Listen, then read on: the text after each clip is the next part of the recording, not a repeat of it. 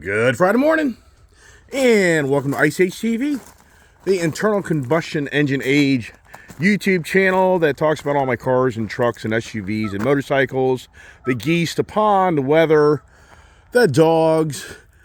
Oh, there they are. Wow, what an incredible, beautiful last Friday of the year. Did you just hear me?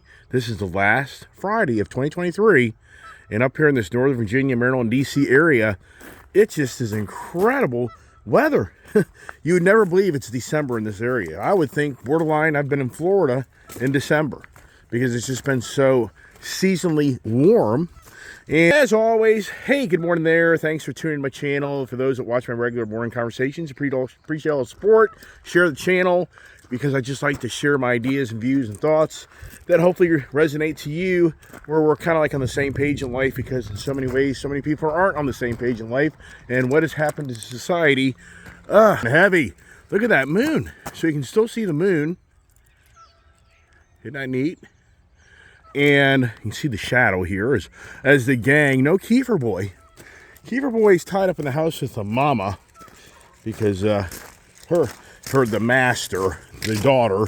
So a little more tame here because he gets riled up. Some people think he's going to do serious damage on one little girl, and no doubt that's always possible, but they kind of seem to make it work for the moment, and hopefully he kind of grows out of that, but we'll find out. But what is going on today, because it's just a never-ending, me bringing you content with no support of anybody that gives me these ideas, is just me, my pea-sized brain, that spits out information that hopefully entices you to come back for more. And if we think about this past week, Monday was the the payoff conversations. Tuesday was the credit conversation. Wednesday was the cash conversation. Thursday was the recall conversation. And I thought, what a better way to end the year with the favorite conversation. How about we have the theme of the day of the favorite? Because that's one thing that people ask me on a consistent basis is, what is your favorite vehicle? And when people ask me that, even for me, I have a blank stare on my face to think, I don't know. That's challenging.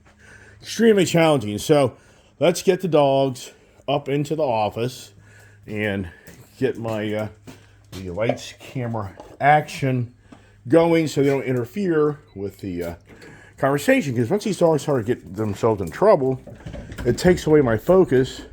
And if you as a viewer, you're now into video even not much longer, just watching me chase around the dogs. And my throat, I can't get my throat cleared this morning. I just got it early. I haven't talked to anybody. So you're the first viewers to hear my voice this morning because I haven't talked to anybody. So, oh my gosh. Yeah. So, a different theme, I think, for each day of the week, or who the hell knows. But here's the Honda Goldwing. Did I wear a Honda hat this past week? I don't know. I can't remember. But anyways, we're recognizing the Honda today. And someone would be like, well, is that your favorite? In so many ways, yeah. The Honda product is such a nice product. But I always do the eye candy. But here's the first eye candy. My slip-on exhaust mufflers came in from eBay, an eBay guy that's been doing it since 2009, and he had great reviews. And honestly, I must be blind. What's wrong with his exhaust? I polished it up. There's nothing wrong that I know of besides when I turn it on. There's no major flaws per se or scratches in this exhaust. So why did I pay $450 plus shipping and tax on that exhaust that is $800 to $900 out in the market? What do you think's going on? Now, it doesn't have the exhaust little O-ring, like a ceramic or whatever type of little thing. Apparently it fits in there. But when I went and got my Indian motorcycle yesterday, one of the mechanics said, your bike is so new, if you're kind of careful taking that muffler off, that gasket may be reusable. Maybe. But it's just a common gasket that's used.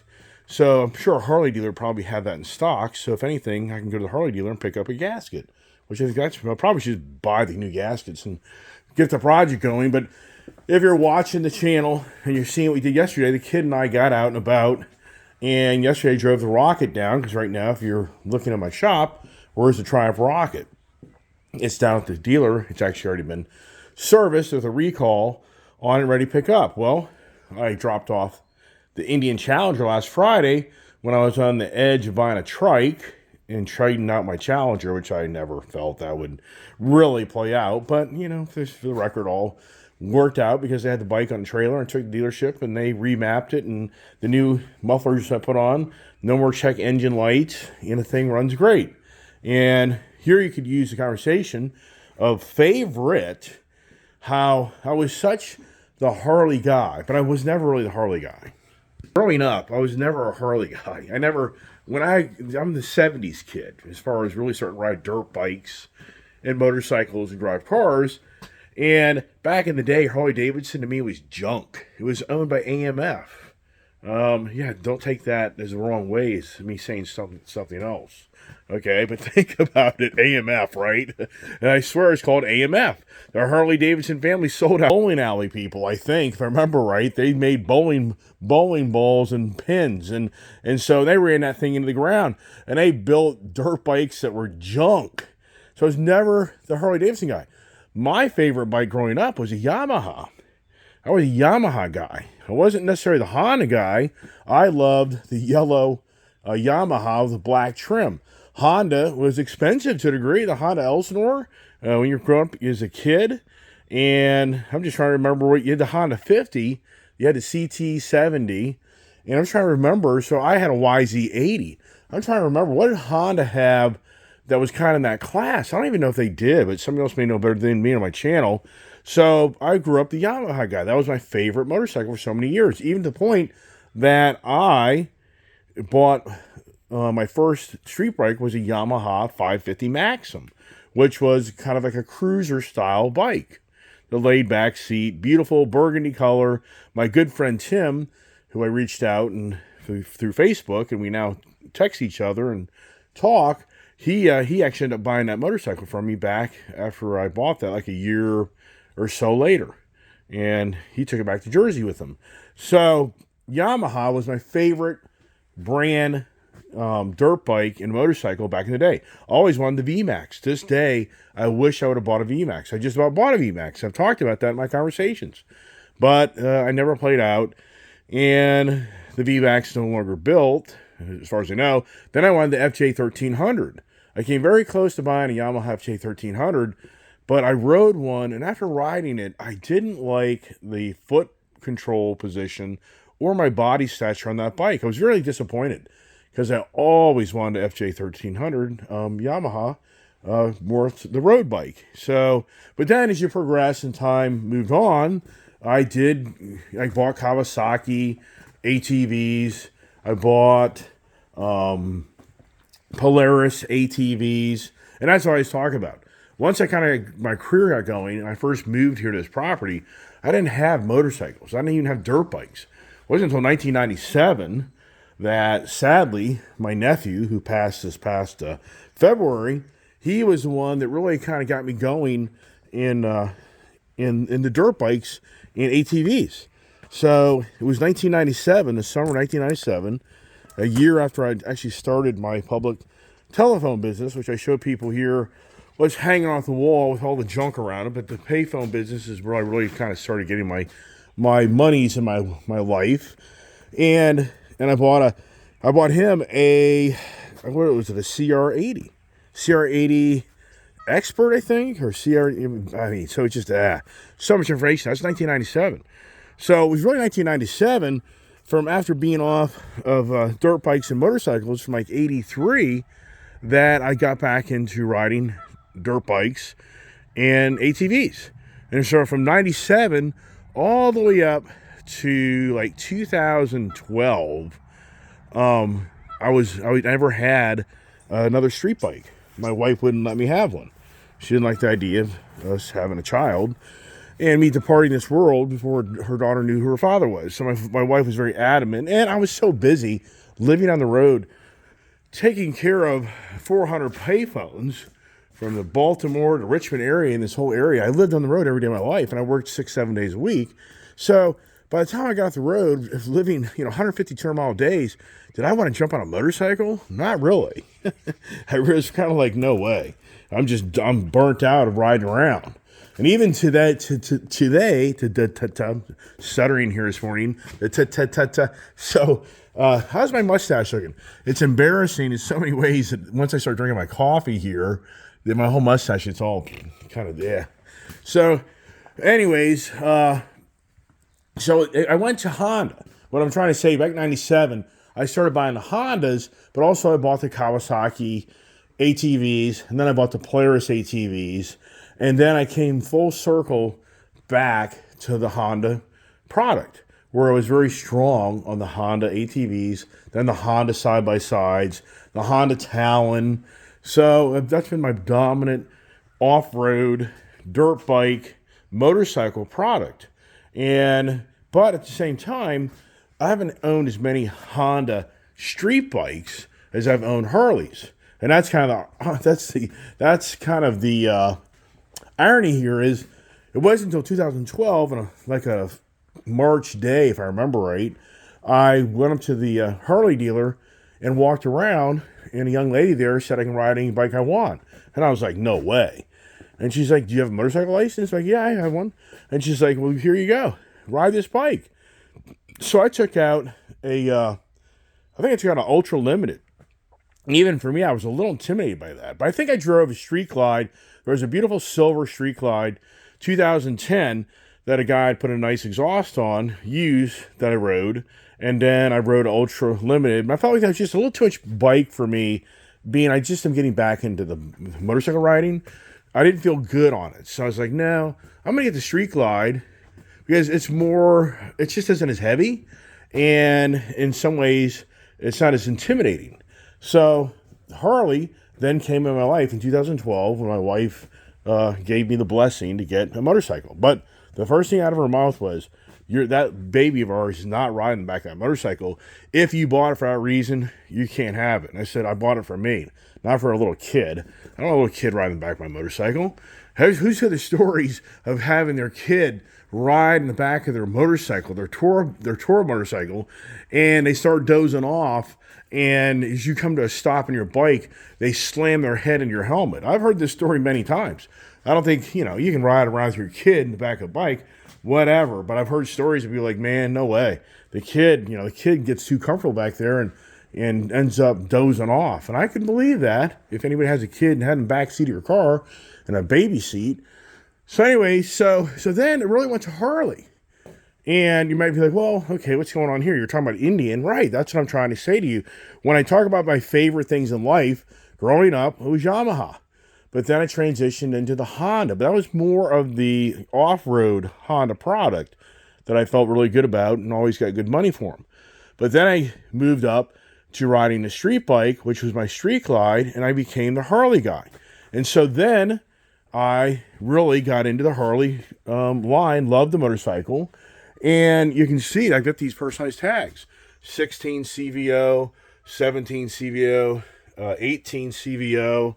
Over here, I think there's a 15 CVO, if I remember right. Yeah, CVO 15 is over here on the other wall. You kind of see it over there. So I started buying basically a new CVO just about every year. Just about. If not every year, it's every other year. And I really loved the product. And even to the point that my last actual brand new CVO was a 2018 Dark Earth that I bought, and that was the tag for it. And so Road Glide, it was my first Road Glide. And I just had a lot of challenges with that bike. I dropped it numerous times. And I just don't usually drop bikes. And that bike just really irritated me because I pulled out my shoulder. I tore my right arm bicep from trying to hold the bike after I just had bought it, from it laying down on the ground. And I should have just let the bike hit the ground and been like, whatever, because they did really bad damage to my left shoulder and right arm. I've talked about that before. So Harley Davidson was my truly favorite road bike, per se. Sure, did I ride the BMWs? Did I look at that stuff? Yeah. Did I have a Honda Africa Twin? Yes, I did.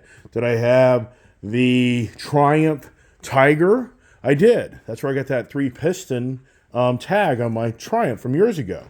But and so then throughout all that, the Harley product was just always my go-to road tour bike. But then in 2018, the Honda Goldwing came along, and in some ways, that kind of took away the Harley love to a degree, but not totally, because the Honda Goldwing, it's just such a different product, and it's not, you just don't have that natural aspirated V-twin between your legs.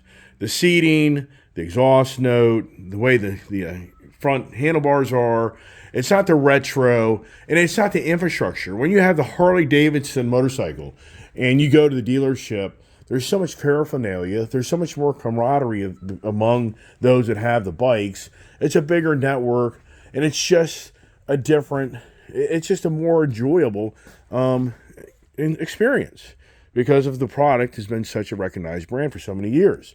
Honda, you just don't get that. You're going to a dealership where they're selling dirt bikes and ATVs, and in some they're multi-brand, blah, blah, blah.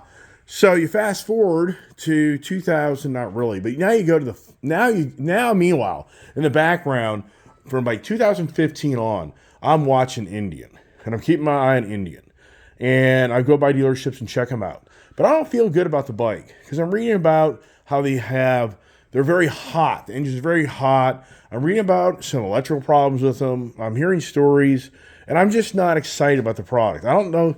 I feel like Polaris hasn't really gotten the product to a level that I would like it to be, nor really the bike that I wanted. So it wasn't until 2019 that Indian released the brand new Harley-Davidson lookalike Dark Horse Roadmaster 2020 model that I finally made a decision to go to the Indian product. Plus, they put a 116 cubic inch motor in it, which that was pretty badass because I was riding around on the 110s, 114, and then the 117.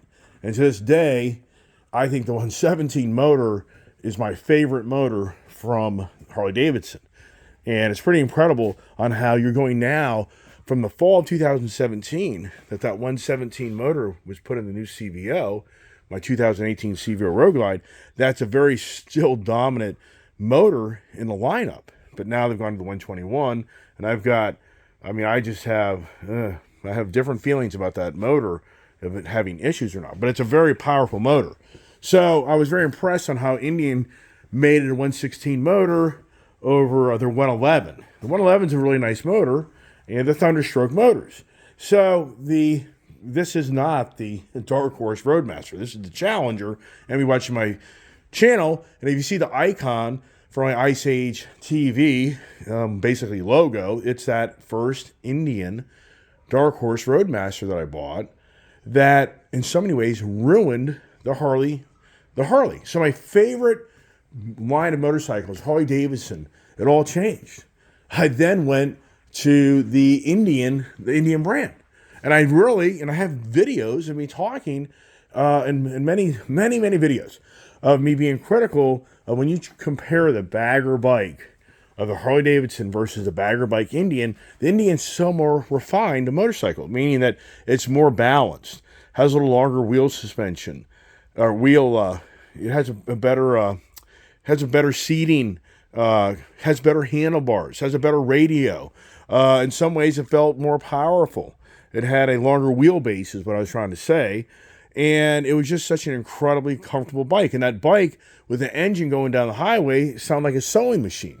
That's the natural aspirated V-twin 116. So it really, for the most part, put me on the page that I think I'm going to start selling my Harleys, which I did.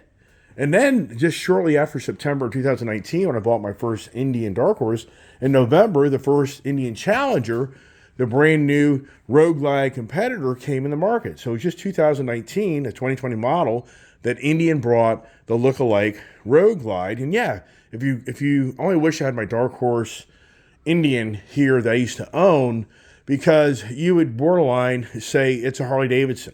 Yes, is Indian chasing Harley-Davidson? Yes, of course they are. They're taking the same type of styling and look. and they're going head to head. So once I got the Challenger, the Challenger is so easy to get off the kickstand. The Challenger is so much more balanced. The Challenger, the way it's a wider, you have more leg room. You have, the handlebars are wider. Remember I should go to my CVO and my trailer, it would take too much time, but the handlebars are like pushed in on the Harley product. So I end up selling my 2018 CVO Road Glide. I actually drove it to a guy up in Delaware and delivered it to his house. Took me forever to sell that thing. And I pretty much was out of the seat. I was pretty much done with Harley Davidson. So I pretty much like, okay, that's it. I'm not going to own. Well, no, I take that back. I still had my CVO Limited. I still had my CVO Limited. That was a 17 model with a 114 model engine in it, which, if I remember right, I think I traded that out down at Crystal Harley in Florida for a new Ballard Blue Street Glide Special, the 114. So I had that. So I didn't totally go away from Harley, and I got that for my brother, so he could have something to ride when this was down there in Florida. So that bike really stayed down in Florida most of the time. But the whole thing is, I really went all Indian. So I was all Indian on the Challenger, the Dark Horse. Then I bought my daughter a Scout. So the whole point here is favorite motorcycles have really been the Indian product. And even you'll have people that watch my channel that'll say that was what kind of drew me to your channel, is you were such the Indian guy. Indian how-to videos, you would talk about how much nicer the Indian is over the Harley product. And that brought a lot of people. Well, then you get to the present times.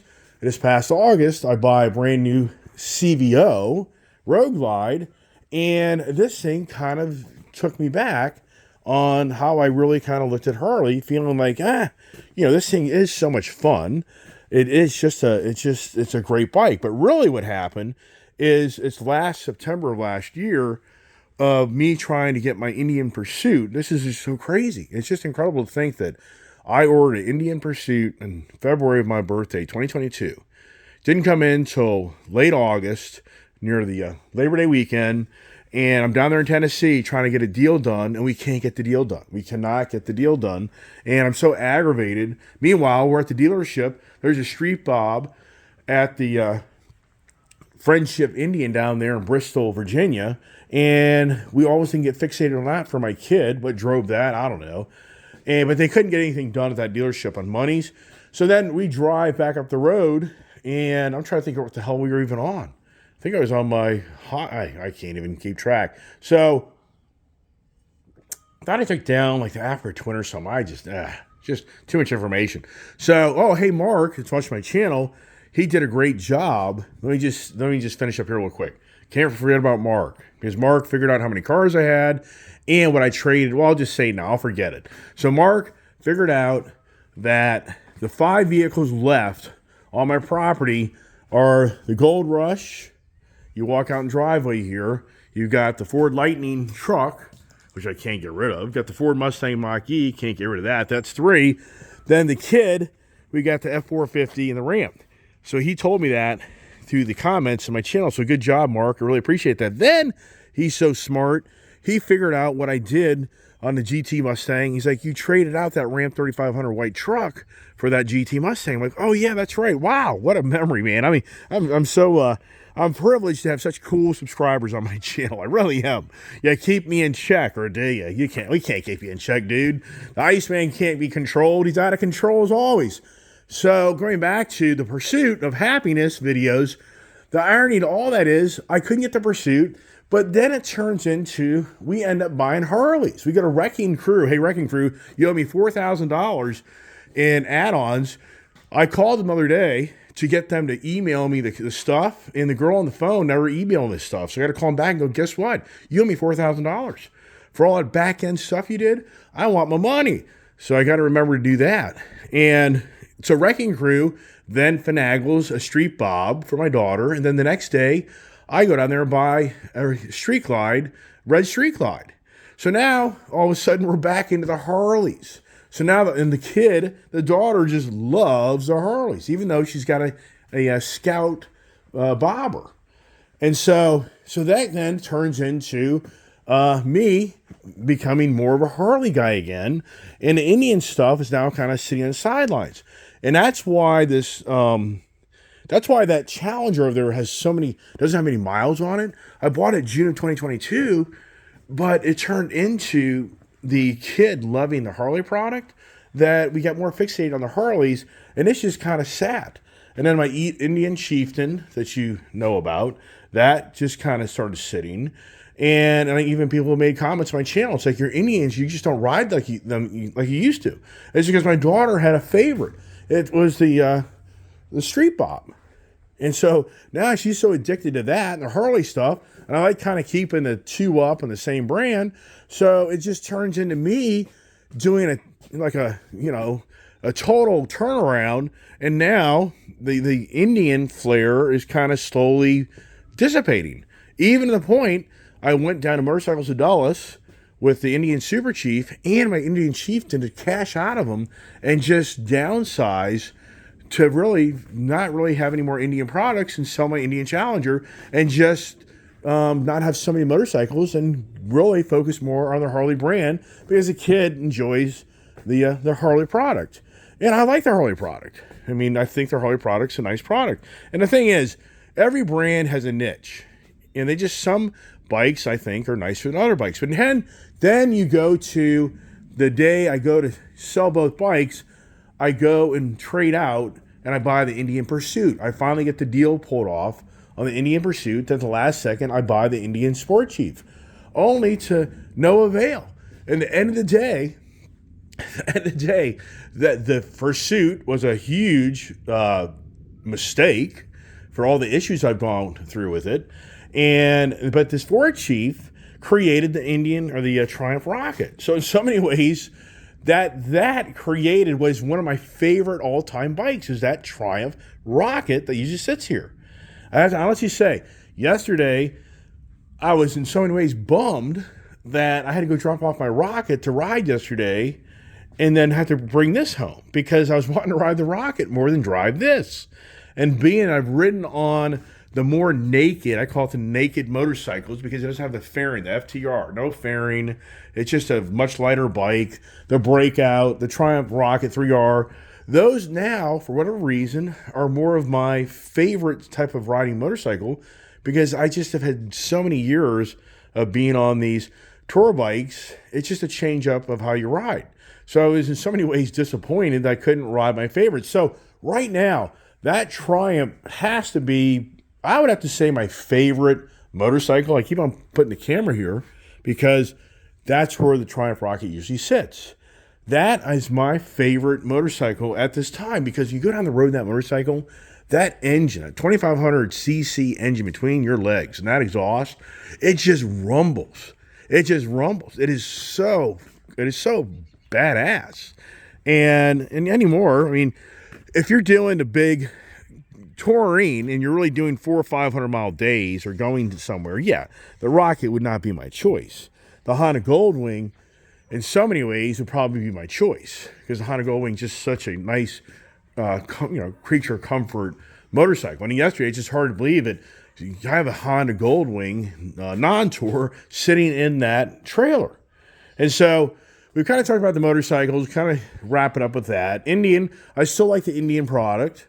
It's obvious. I got the Indian FTR, so I'm really down now on the Indian to the Chief Bobber, the FTR, and the Challenger. And you go to the Honda side on the street bikes. What's interesting is my daughter wants to drive that CB1000R. We saw one yesterday at the Indian dealer. It's used. And she was like, oh, I really want to ride that. Like, that's great. So now I'm down to the street bikes on Honda is a CB650, CB1000, the Goldwing Non-Tour, and the Goldwing Tour, if I'm correct. I think that's all the Honda street bikes. So what's that? That's four Honda street bikes, 3 Indian street bikes. We come over to the Harley side, and we got the CVO, the Breakout, the Lowrider. And here this thing is, my daughter absolutely loves that bike. And that bike really is a great fit for her. So really she just loves that bike. And so that's good. So there's 3 Harleys. Then in my trailer, I have a CVO 21 the last edition, the previous generation. So what's that? 4 Harley Davidsons. So I think that's it, right? Some would probably be like, no, man, you've got another Harley. No, I think that's it. I think I'm down to 4 Harley Davidsons. So the Honda and the Harley are 4 and 4, and the Indians 3. So that's 8. That's 11 road bikes. And what am I missing? I mean, just so much information without opening up those doors and looking in there to see what I'm missing. But anyways, so now you go to the cars, and that's where it gets even more challenging for my favorite vehicle. Well, I can say honestly, this Bronco, I mean the Bronco Wildtrak, in all reality, I think the Bronco Wildtrak was my favorite all-time off-road vehicle. This here, yes, this for sure is my all-time favorite as well. But I just have to emphasize that Bronco Wildtrak is such a great value, great package. For the people that really want to spend their money more wisely than me, I would buy the Bronco all day long. The Wildtrak package, because you get the new Haas suspension underneath of it, so it is a nicer little upgrade, trying to kind of compete with the Raptor in some ways. So the Raptor Bronco, for sure, an all-time favorite for me. The 37 Raptor here, I have to say for sure. I always used to say that the Raptor 35 was always my favorite badass factory truck I've ever owned. In fact, I've talked about it on my channel. The Ford Raptor truck in 2017 that I bought, it was a 2018 model. I bought it in November 2017 from September Ford. That converted me to the Ford brand more than ever.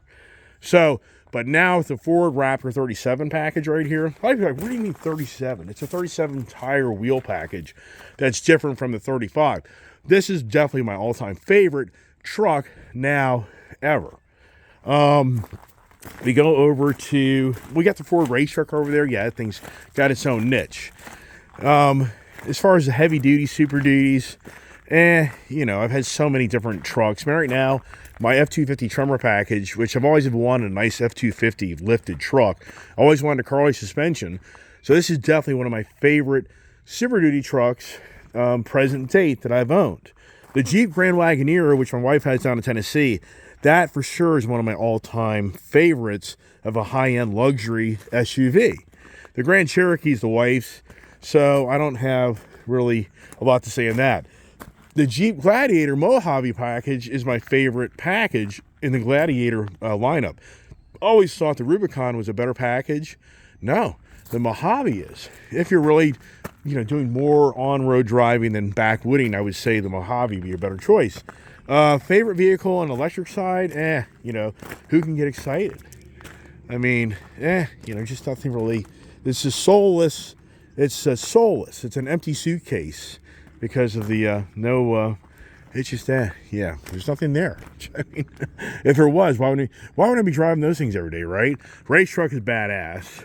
That's definitely one of my favorite 2-door pickup trucks I've ever owned, for sure. But the Viper SRT 10, those were nice, but they rode like crap. They did. They rode like crap. They weren't as fun. That is more fun than a Viper SRT 10. So then we go to the car side.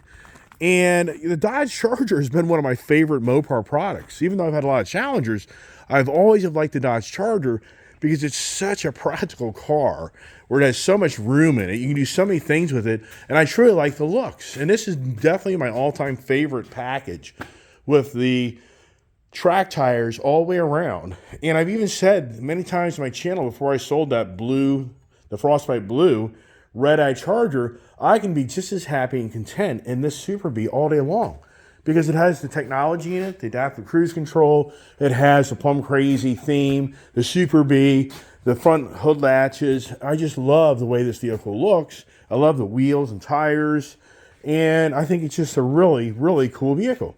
So, and that's what I did. I sacrificed the blue Charger for that. In so many ways, the Gold Rush, you go to the Gold Rush over here versus my daughter's Smoke Show. That Smoke Show is every bit as fun as this car here.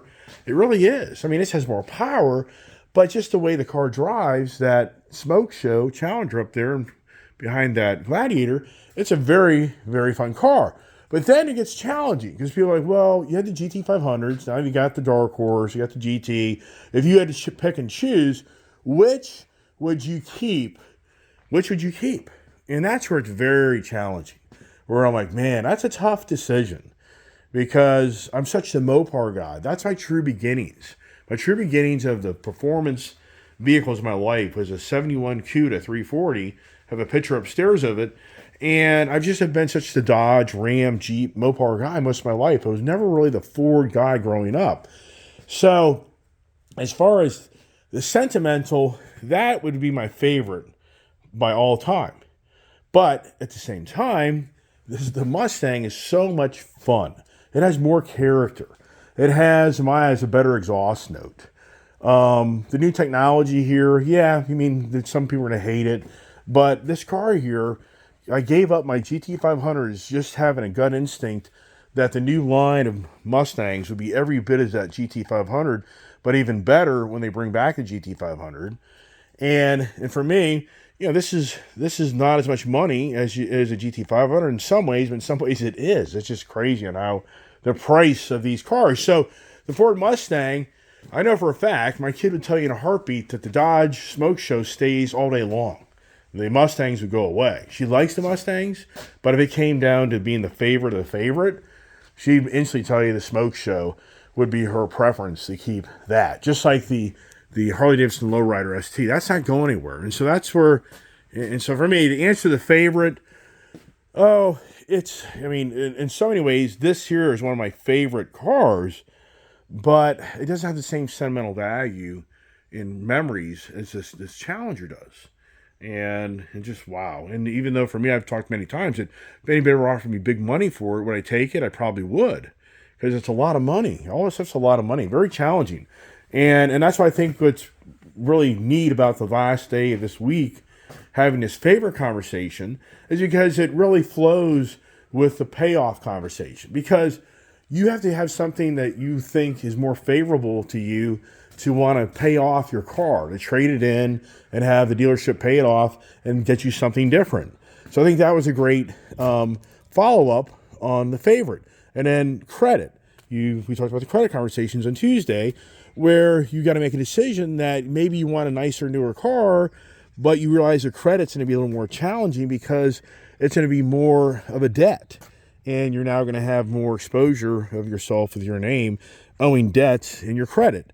And do you qualify even to buy it? And then we went to Wednesday on the cash on, well, you may have a car that you really favor and want, but the circumstances of the value of your car, the amount of money you have to put down, may make it very challenging that you can't get that more favorable vehicle at this time. And I've had that happen many, many times.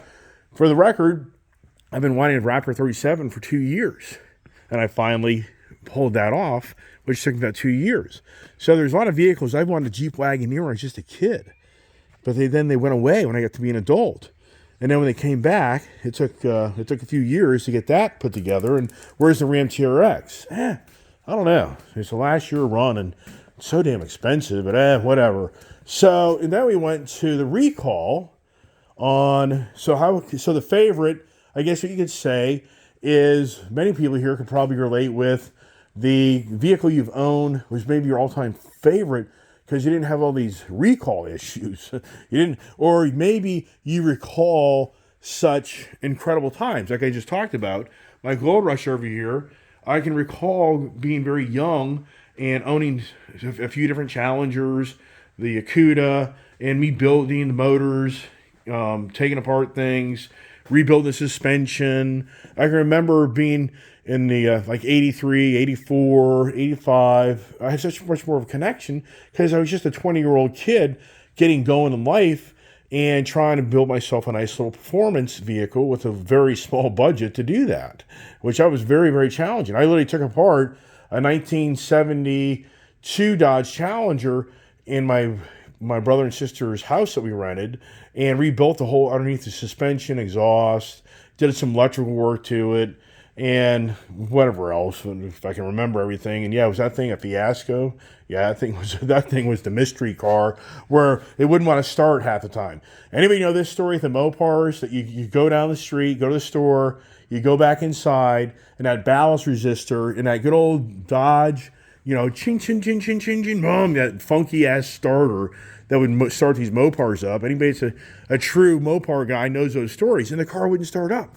It was a mystery. The car would just turn off. I mean, it was like, oh my gosh. So, yeah. So anyways, so the favorite conversations, let's kind of get it up in the office here because I do a lot of walking around to show you all the artwork that's extremely expensive that isn't hung on the wall. It's planted on the ground. And we'll continue on the favorite things we like, which goes to the state of the times. And how do I take that? You know, what's your favorite thing of where we are in today's world of what's going on around us? Come on, pups. And get up here, up the stair routine. And I put another Indian sign here that I found the other day to continue the Indian love. And there's the that's not the Roadmaster I had. And even though sometimes I think that would be cool to have that, but I've had it. Being I've had the Chieftains, it just has a different front fairing and different bags. There's one of my favorite Chevy trucks. There's my Cuda I was talking about. And that's my favorite picture that I picked out many years ago. So let's sit on down here. And hard to believe that I had 4 Indians. I had 5. I had 5 Indians at one time, if I'm correct. So without spilling the coffee, get the light on. I need water because I've been talking now for 41 minutes. Can you tell? Can you take it? I'm impressed how some of my subscribers listen in great depth and really hear the message. And then they reach out. Because I think a lot of people, I mean, I get it. It's a very long video. I'm sure a lot of people are like, I just can't take all this talking, so I'm out. I should have brought another water bottle. I got one there, I think. So, sorry about that. My seat's going down. Yeah, I'm going down. So now you try to take favorite. What's the favorite thing that we're now going to go into 2024 from 2023? So what is the favorite thing that you think you're going to do in 2024? Because now it's going to become now, people want to lose weight. People are going to want to have their New Year's resolutions, and they're going to start thinking about 2024. What will 2024 bring? Besides probably a lot of pissing and moaning from everybody about the election year. And X. The X is such a joke. I do not like X. I mean, if it's Elon Musk, I mean, it is so bad. It's the hate. That's all it is. It's hate. I'm not lying to you. The way you can go into X and make money, you just piss people off. You post stuff that is so nasty. And so you become a creator. I'm no expert in the X side. Somebody out there that's watching my channel that's making money on X and knows the ins and outs, be more than happy to comment. But my perception is, you as an individual, you have to create content. You're just copying and pasting from every internet site that you can find. And I truly think there's 2 twins on there, Ed and Brian. I'm totally confident those 2 guys use artificial intelligence all day long for their narrative that they use. That's what's going on. I mean, I've talked about it at great length. The Chat GPT, the generative pre-trained transformer, people are literally going to that OpenAI, and they're just asking the computer to give them content. Then they just take that information and post it on X. And some of these people are making a lot of money in X. There's people making $4, $5, $10, $20,000 a month just from being people that get on there and rile everybody up. And if you can get enough followers with you, you'll get the highlight of being posted all the time, and you have the blue check mark. And the point of the whole conversation is, it is incredible, constant. Somebody poking your eye. It's a constant, somebody doing this to you. What are you going to do? And then they mouth off. But what it creates is people get riled up. So then you'll start having 1,000 posts on you saying that Joe Biden's the biggest a-hole in the world, or Donald Trump's the biggest a-hole in the world. And then you get the Biden supporters, you get all pissed off, and they go after the guy, or or vice versa.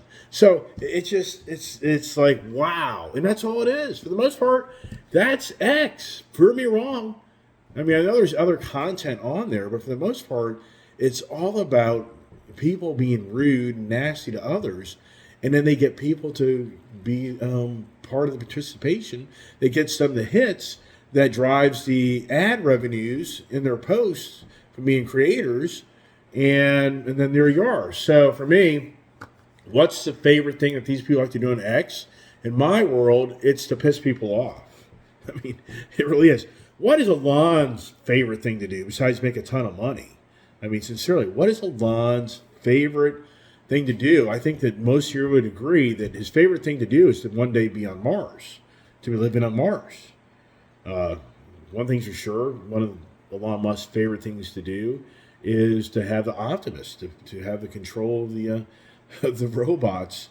You know, who's going to control? You know, how do you take all this artificial intelligence, all of this technology? You know, who takes responsibility? Where is that all going? You know, the whole next phase as we become more diversified in society on all this computer knowledge and talk and everything else. And here's Apple. So the Apple got slammed and was told to put their Apple Watches on hold for being sold because they stole proprietary patent technology from some company for the blood oxygen sensor that your watch can pick up for you. And so apparently a judge has overruled it and thrown that out for the moment. And so now Apple you can go buy an Apple Watch again. So that'll be an ongoing litigation for, I'm sure, more than for quite a while, I would guess. And so anyway, so the favorite things. What are the favorite things that you'd like to see play out in 2024? I mean, one person may be like, I'd like to see Donald Trump get reelected. I'd like to see Joe Biden get reelected. No, I'd like to see Joe Biden be removed from the office. I mean, you can start, so what's going to be your favorite thing? I'm sure some people are like, well, what's going to be your favorite thing in 2024? I have buried myself into so much debt with all these cars and all my antics. Yeah, it's challenging. It's extremely challenging. Yeah, my favorite thing to do in 2024 is I better make a ton more money. That's the reality, because I've got a lot of debt on my hands. And yeah, will some things probably disappear? Probably will. I mean, there comes a point where I just look in the mirror and say, does it make really sense to have all these motorcycles? Not really, because you can't ride all of them. But did I have my day of having each one of them? I did. Does it make a lot of sense to have all these cars? At some point, you say to yourself, it's just too much money. Debts are too heavy. So things got to go away. So what's the favorite? And then for me, it's extremely challenging as me being a YouTuber, bringing content on a regular basis and keeping those entertaining to come back. And so for me to think about, okay, I'm going to start a whole new year where I've gone through this past year, and I don't think I've had a redundant conversation per se. So to come up with a whole new title, whole new verb, noun, adjective, whatever it may be, and I take that and run with it with all the things I have downstairs here, and then turn it into the end of the conversation of where we are in this country, it's very challenging. And how do you keep that same type of theme going for me through 2024? Wow. I just, even like this morning, you guys are not, it wasn't even until I got out of bed this morning, I finally came to closure of what was going to be the final, this week's theme of conversation. And just at the last minute, I thought favorite would probably be, but I thought, sometimes I think of something and I look it up on my channel, like I've already had that conversation, so I'm not going to do that again. So next year, what will be the favorite, what's going to be the most focal point of this country that'll be favored day in and day out? And I think most of us know it's going to be the election year, and it's going to be an agenda that favors one candidate versus the other candidate. And that's going to be probably the most dominant thing going on that I'm sure a lot of people are like, who wants it? Who wants to even hear it? I don't watch news. I mean, I don't watch news. I don't watch it. And I read stuff off the internet. And that's what I like. My more favorable thing to do is to read and to learn and understand things by reading through it, and versus watching TV and watch some guy that is just given all his content what to say. I mean, do you actually believe that a lot of these big time media heads actually dig up all this content on their own? There's no way. They've got a ton of people behind the scenes that are feeding them content information for them to sit there and spew off. So if you're Tucker Carlson, I would give him a little bit more credit, or do we? Does he have somebody feeding him information all the time? Probably. I mean, the Sean Hannitys, the Morning Joe, we all know. And it's all an agenda-based thing. So, and who would you favor to be gone, right? Yeah, hey, don't shut me down on my channel. Don't do that. Don't talk about that. So kind of leave it at that. It's going to be the New Year's weekend, which, wow. Monday is 2024. Wow. And I'm watching right now here that they've got New York Times Square getting the whole big New Year's Eve bash all set up and ready to go for the big ball to go down. Who stays up anymore? Can anybody stay up until that damn thing comes crashing down? Or do you just, by the time you're having fun and drinking, you doze off and wake up and it's 2024 and it's a whole new year? So there it is. Hey, everybody, appreciate all the nice comments. What am I up to now? It's the breakout. I want to put the exhaust on the breakout. That's what I'm up to next. So hopefully I can make some videos of the breakout, the before sound, the after sound, and then probably watching me be a not such a smart guy trying to map the bike and figure out how to download all that software and then get the bike to, be the optimum performance, since I'm going to have to reflash it or whatever I have to do. But anyways, I need to do the Honda Goldwing trunk. There's so many projects to do. But hey, I got to get motivated to do all that stuff. So that'll be the New Year's resolution, right? Get motivated to do things. So reach out, make your comments. As always, really appreciate everybody's nice comments to me and support. And Mr. Sanchez is back, giving me lots of ideas and thoughts and views, which he kind of disappears. But when those motorcycle videos start popping up, he seems to kind of get more entertained in my channel. And I get that. I mean, some people more, like the eye candy and one thing versus the other. So, hey, good morning there, Mr. Sanchez. Good morning to all my, subscribers that have reached out on a personal note and emails. I mean, there's a bunch of them. So sorry if I can't name every one of you, but I appreciate that. And especially Mark, who I think is really great, because I was wondering last night, saying, I guess nobody really listened to the whole video because nobody responded besides Mark to say what vehicles are still here from a year ago and what vehicle was actually, he brought up what vehicle was traded for that Ram 3500. So he actually brought that in his own. So, hey, Mark, thanks so much. Have a great day. Stay safe. God bless. And I guess I'll talk to you again before the new year hits. We'll probably do some more talking and gabbing over the weekend. So stay tuned for more conversations. Have a great day.